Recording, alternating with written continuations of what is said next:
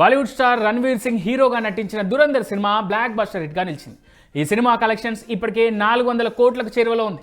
వాస్తవ సంఘటనల ఆధారంగా రూపొందిన ఈ సినిమా బాక్సాఫీస్ దగ్గర మంచి రెస్పాన్స్తో దూసుకుపోతాం. ఈ క్రమంలోనే ఈ మూవీని చూసేందుకు టీమిండియా ప్లేయర్లు ఓ థియేటర్నే బుక్ చేసుకోవడం ఇప్పుడు పాన్ ఇండియా లెవెల్లో హాట్ టాపిక్ అవుతున్న న్యూస్.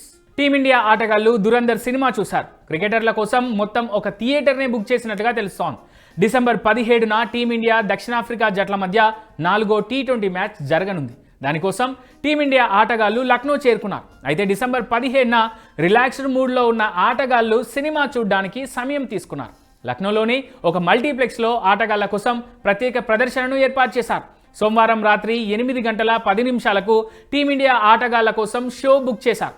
ఇక సినిమా ముగిసేసరికి అర్ధరాత్రి 12 గంటల 10 నిమిషాలైంది. Captain Suryakumar Yadav, coach Gautam Gambhir, vice captain Shubman Gill, Hardik Pandya, Tilak Varma, Harshdeep Singh తదితర క్రికెటర్లు దురంధర్ సినిమా చూసి ఆనందించారు. ఇక భద్రతా దృష్ట్యా టీమిండియా ఆటగాళ్లు సిబ్బందిని తప్ప ఎవరిని ఆ స్క్రీన్లోకి అనుమతించలేదు.